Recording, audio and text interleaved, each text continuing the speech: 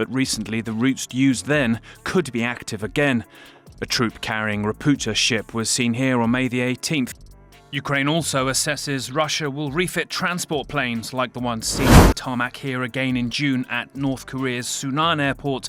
CNN has geolocated to here this 6-minute video report from a part Korean-Russian correspondent. At 7:03 a.m. on July 27, 2025, the first North Korean T90 tank rolled into Ukrainian farmland, and 4 minutes later, 17 of them had exploded without a single Ukrainian shot fired.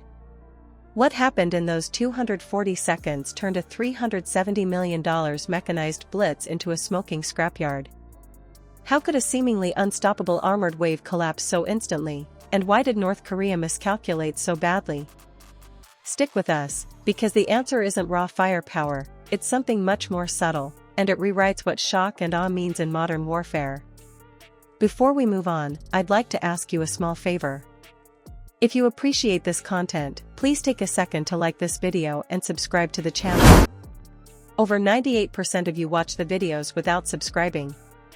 It costs you nothing, but it makes a huge difference to us. So, did you click the subscribe button? Great! Thank you so much. Now, back to the video. At dawn, the ground shook under the weight of North Korea's assault. 60 T-90 tanks rumbled in staggered formation, supported by armored carriers filled with infantry and overhead drones tracing long arcs in the pale sky. Engines growled like thunder as columns of steel pushed across what looked like empty farmland. Soldiers believed it was a breakthrough corridor, a direct approach to breach Ukraine's layered defenses, and the pace of the advance showed their confidence. The same type of vessel at the same Russian port used in transports last year, experts said. The report surfaced 48 hours after the Kremlin's first admission of the North Korean deployment. Такой нормальный блиндаж. Очень тепло, да? The tastes of home, red Korean pepper, and homemade propaganda. It says, revenge, to move so many North Koreans. Likely air or rail will take them across Siberia to the front line. 10 kilometers east of Kursk, this camp has enlarged in recent months. Further evidence of North Korean buildup. Thousands of infantry were set to follow that armored spearhead, expecting the tanks to carve a path through resistance. Yet, in those opening minutes, before a single artillery shell or anti-tank missile had been fired, something entirely different unfolded, something the invading force never expected. The plan appeared flawless. By concentrating such massed armor at a single point, North Korea sought to overwhelm with sheer force and momentum. It was a classic doctrine of armored warfare, the kind that had smashed through lines in past wars by striking before defenders could react. The paradox lay in what occurred next. How did all that hardware, worth hundreds of millions, unravel in silence before the fight truly began? The answer takes us below the surface, quite literally, to a hidden battlefield shaped not by heavy machinery but by patient design. 17 nights of secret work laid the foundation. Ukrainian engineers operated only in darkness, careful to avoid every satellite pass and drone sweep. Crews covered 3 square miles of farmland, wiring it with mines and trap mechanisms that blended into the soil.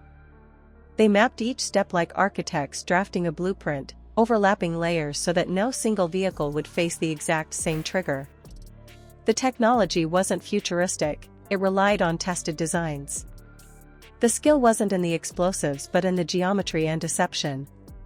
Each lane was shaped with purpose, inviting an armored commander to choose what looked like the obvious safe line of travel.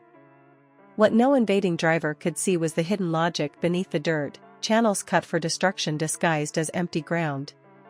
The minefield contained alternating pressure triggers, some designed for the weight of a tank's track, others connected to tilt rods that ignited when brushed by passing armor. A few were even deliberately left inactive, creating short stretches where vehicles could cross untouched. These lanes weren't mistakes, they were bait. By allowing a handful of leading tanks to drift forward, the defenders disguised the pattern, convincing operators that they were pushing into a real breach. Nothing seemed unusual. The deception was built into every meter of earth. The land looked open, flat, almost inviting, the very sort of ground every mechanized commander dreams of charging through. Its very openness was part of the trick. At exactly 7:03 a.m., the illusion shattered. The first tank, a machine weighing 65 tons, rolled onto a buried pressure plate. The explosion tore upward with such force that the frontal armor split apart and the turret blasted nearly 50 feet into the air, visible to every soldier watching. In seconds, nearby vehicles swerved, trying to maneuver around the wreck. That's when the second detonation erupted, chained through an overlapping field. Within moments, the entire vanguard was caught in a web of hidden charges, each hull plowing into another concealed trap. Smoke and fire spread across the corridor as crews tried frantically to reverse out of the field, but the exits were cut with yet more buried rows. Chaos multiplied as vehicles jammed together in bottlenecks that became kill zones without a single direct shot from defenders. In just 4 minutes, 17 tanks were in flames. Crews abandoned machines and fled across the burning earth, colliding with infantry columns that had expected armored cover.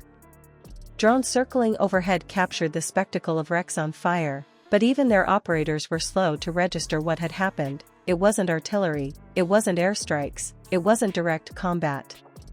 It was a minefield operating as an engineered trap, and it had consumed the front line before orders could even adjust. The roar of destruction blanketed the advance, and suddenly a $370 million push had been reduced to smoking steel hulks stuck in scorched farmland. What Ukraine executed was not improvised but rooted in NATO's studied approach to modern defense engineering. The idea is simple: use controlled deception and precise trap networks to draw an opponent into the perfect zone of weakness. Compared to the armored units they destroyed, the cost of materials was minor, almost insignificant. Yet the effect was decisive. One side unleashed its maximum display of armor, manpower, and drones. The other used patience, planning, and an invisible design etched into the soil. The contrast could not have been sharper. The question then becomes obvious: if brute force failed in the first minutes of contact, what further layers of resistance still waited beyond that farmland? The destruction of North Korea's armored push showed why brute force fails when terrain, intelligence, and layered defenses are underestimated. What looked like open farmland was, in reality, a battlefield scripted with precision and patience. Steel alone could not solve it, and armor became a liability when deception took control. Modern warfare is shifting quickly. Victory is less about the number of tanks and more about who shapes the fight before it begins. If hundreds of millions in armor can collapse in minutes, what happens when even greater powers collide under the shadow of deception and engineered traps?